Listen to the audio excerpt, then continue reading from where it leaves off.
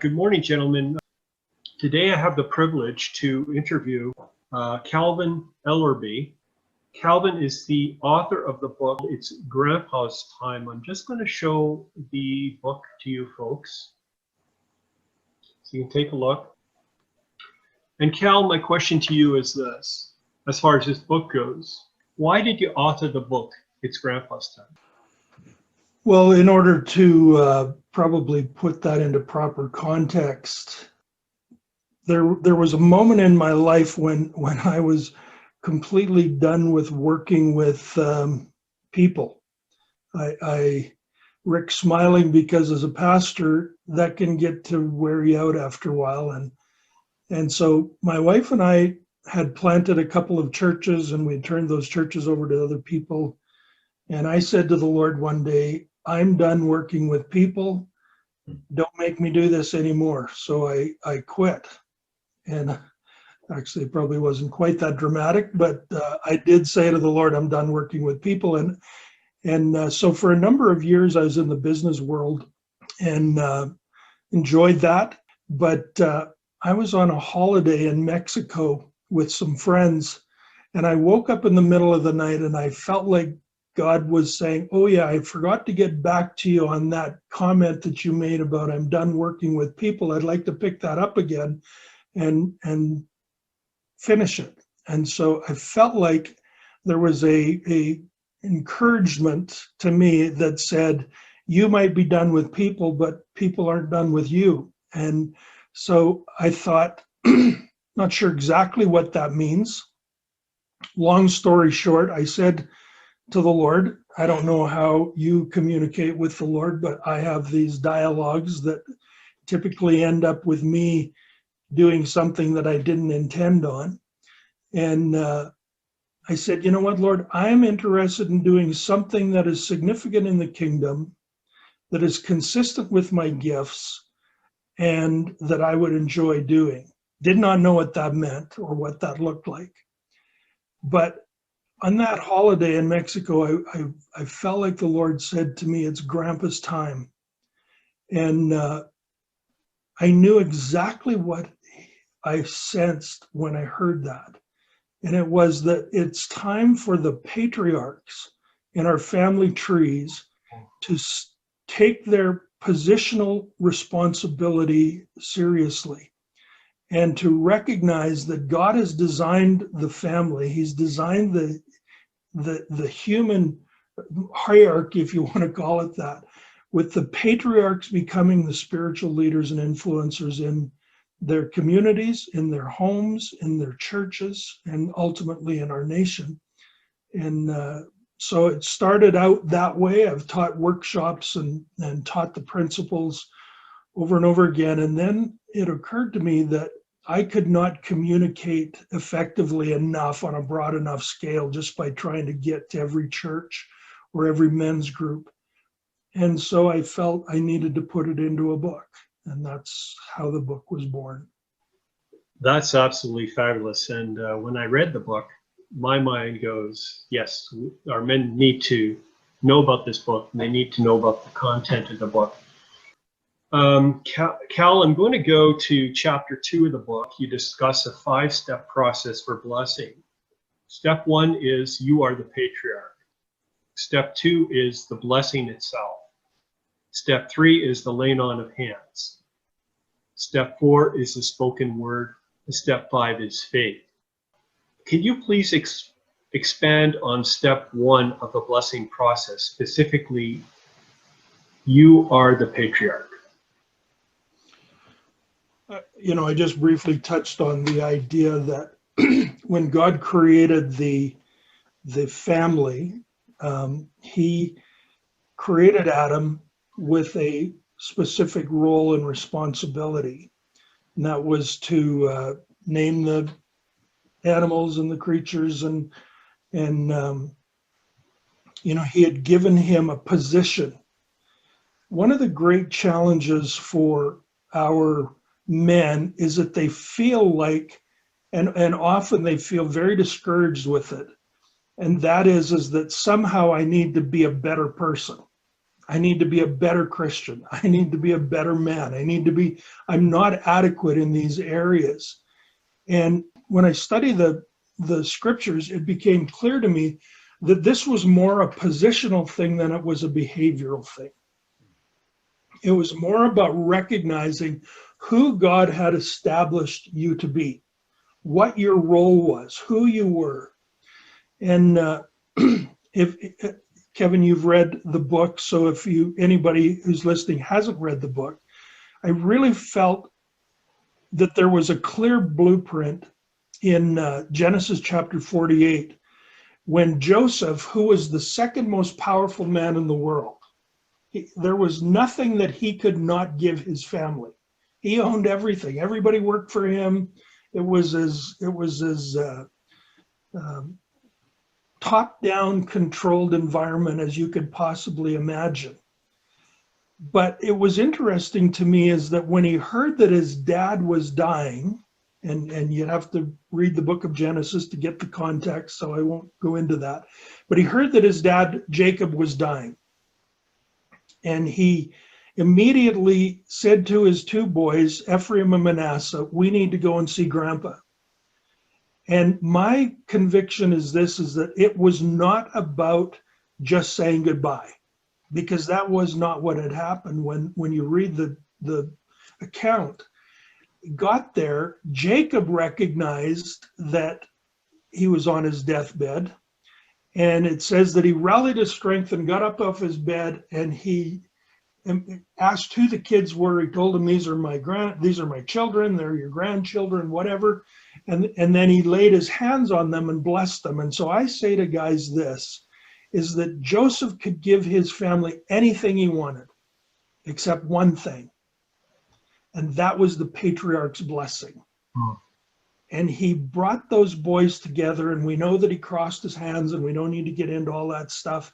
But the principle was that he held something in terms of a positional authority granted by God that Joseph could not give his kids.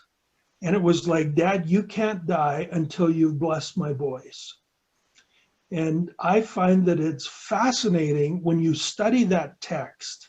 First of all, Jacob says, as my father Abraham, as my father Jacob, and as God has walked with me as a shepherd for all these years, and now Joseph, you and these boys, Ephraim and Manasseh, there's 5 generations represented there, that there is a cord that has tied all of them together. And it's interesting that when Jacob started to pray, the Bible says that he laid hands on the boys and blessed Joseph. Isn't that interesting? Yeah. Then he prayed for the boys, but he blessed Joseph. It was like he was giving Joseph something that was going to carry on down through his own children. So I say to guys, embrace the position of the patriarch. It's not about being a better man. I mean, all that stuff is important, right? We all need to be a better example and be a better man of God and all. But this is about a positional responsibility, an embracing of the positional role that God has established in the chain or the cord from generation to generation. Cal, thank you for that response. And I want to add to that.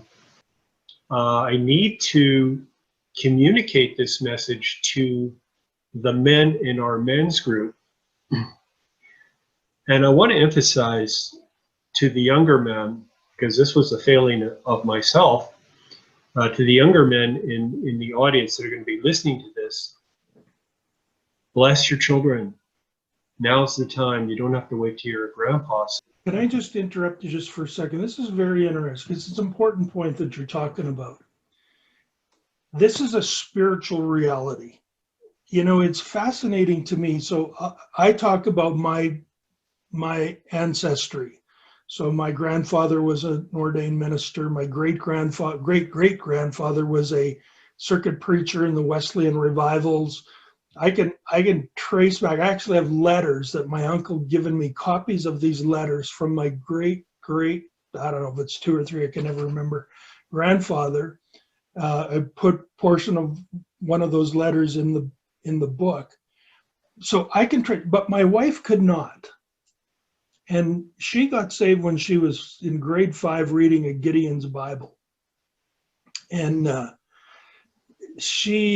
we have wondered, what was the influence? Because the influence in her family was not Christian and was not overt in any way about their faith.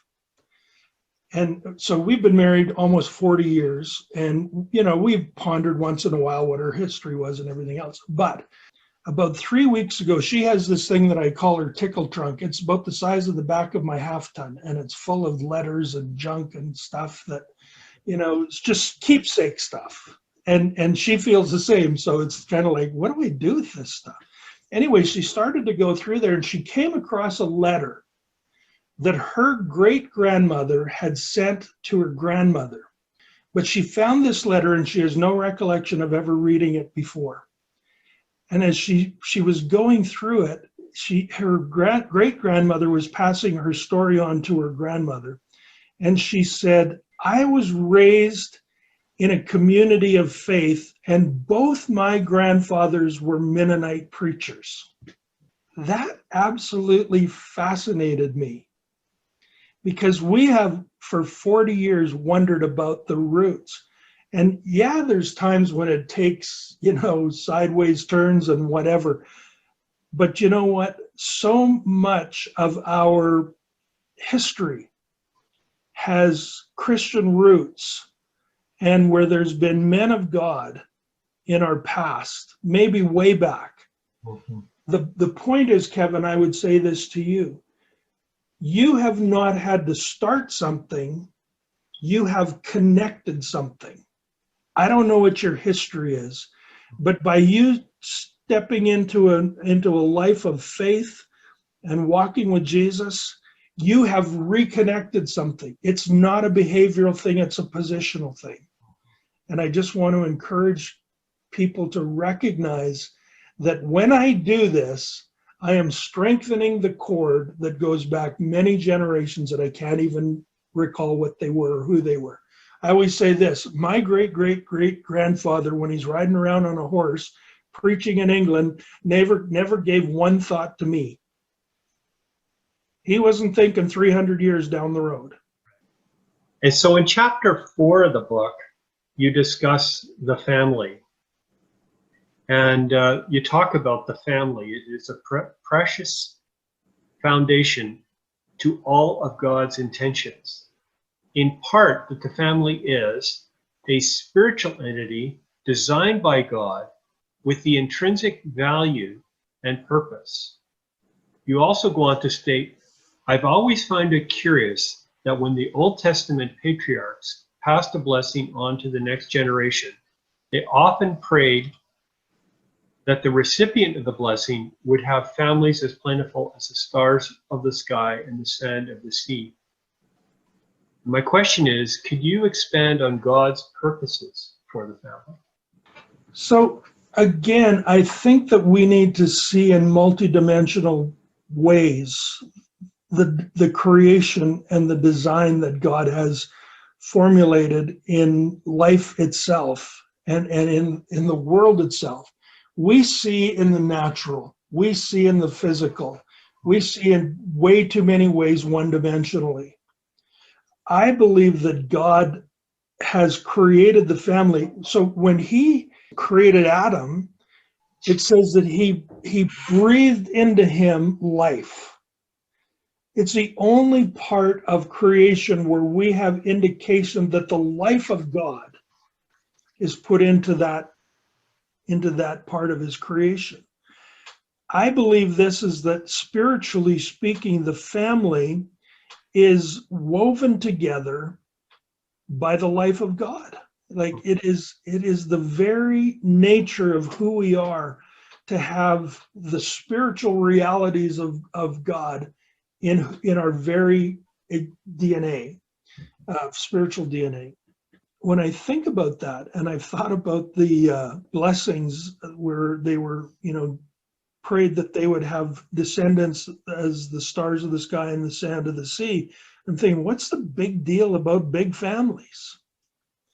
But if you take into account the idea that the very breath of God has been breathed into, and the idea that God gave that breath so that there could be relationship and fellowship and connection to him, then he formulates the family trees. It's like there is a spiritual life that brings those people together.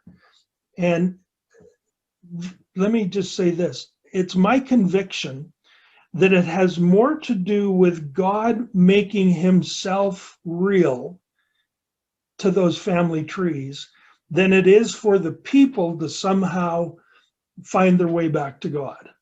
Do you understand what I mean? Like, so it's a God down kind of thing. And if we can see it that way and we can understand it that way, then we can look at our patriarchs and say, your role is more positional, not behavioral. It starts to make sense that this is a spiritual entity, not just a social gathering, not just a biological connection. This is a spiritual entity of which the blessing of God wants to move from generation to generation. Psalm 71:18 says, David said, do not forsake me, O God, in my old age and gray hair, until I have blessed the next generation and passed on your might to those who are yet to come. What a powerful prayer.